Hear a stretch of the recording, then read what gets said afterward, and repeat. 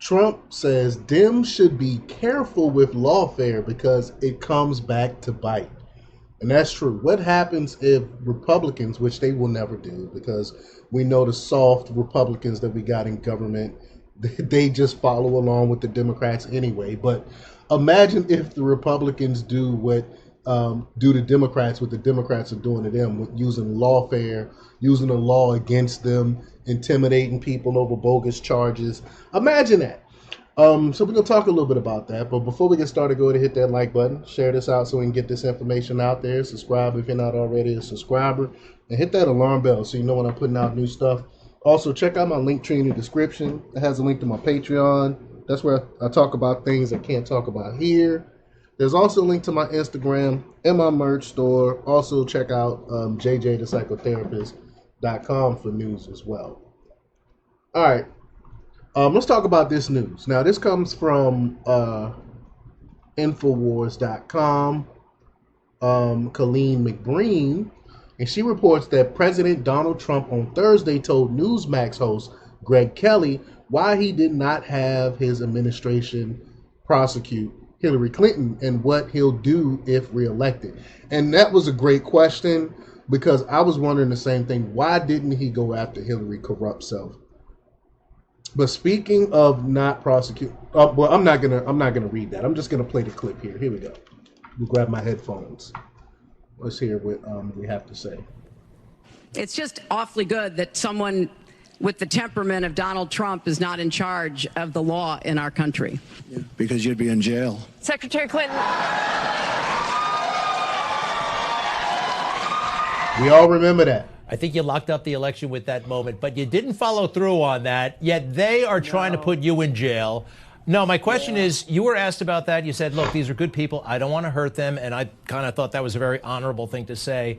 What happens if you become president again regarding them and the rest? Well, let me tell you, I didn't want to. I thought it would be a terrible thing. And there were opportunities, obviously, and good, strong control. Everything was good, but I did not want to.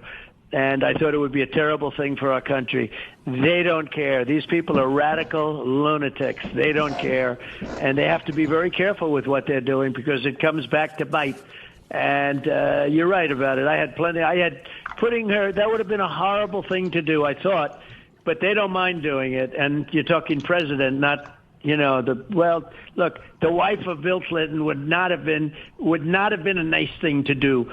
But I felt that way. I really did. I felt that way. And she was quite nasty. And by the way, to this day, she talks about the election. Nobody goes after her. They go after conservative Republicans. They go after Christians.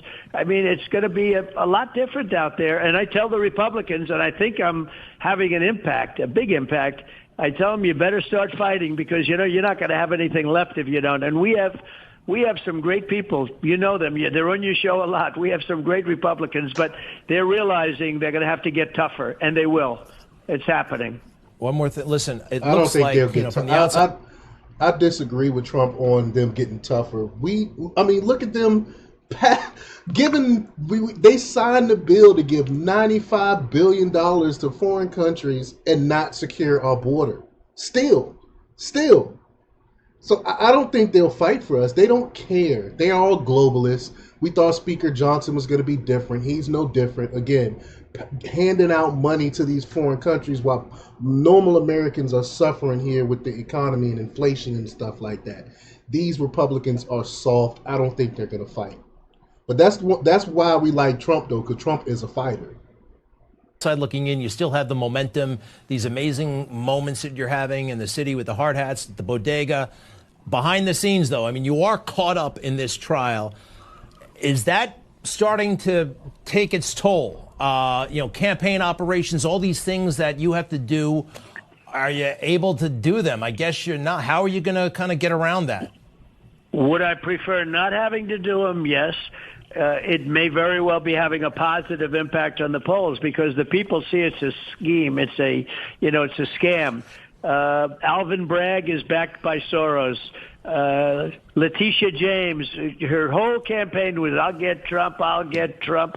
And then you had a rigged judge on that case, Engoron, a man that truly had no idea. The other day, for the bond. You saw the bond, which we won. $175 million backed up by cash. He didn't know what cash was. He actually didn't know what cash was. And he's setting fines on something that was absolutely perfect. Any other judge, any fair judge, any reasonable judge, even a bad one, but reasonable, would have thrown that case out 2 years ago. But you have these people, they're evil. You know, they're evil. They're sick. That's exactly and what it is. Letitia James, Alvin Evil. Bragg. Look at all the crime we have, and yet they have a big portion of their office sitting there over absolutely nothing. There's no crime.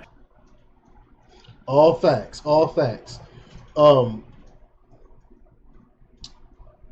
facts. But however, he also acknowledged the lawfare is likely helping his poll numbers because the people see through the left-wing strategy. Anyone paying attention sees what's going on of tying Trump hands while sleepy Joe Biden campaigns.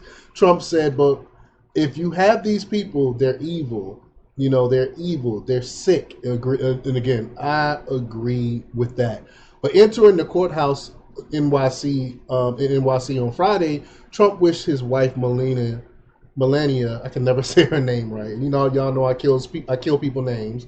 A happy birthday, telling the media it would be nice to be with her, but I'm at a courthouse for a rigged trial. So let's play that. Thank you very much, everybody. Appreciate it. I want to start by wishing my wife, Melania, a very happy birthday. It'd be nice to be with her, but I'm in a courthouse for a rigged trial. It's a rigged trial. Terrible. And I agree. Everyone knows it's rigged. But let me know what you think about this. Leave your comments down below. Like, share, and subscribe. And check out jjthepsychotherapist.com for the latest in news. Until next time. Peace.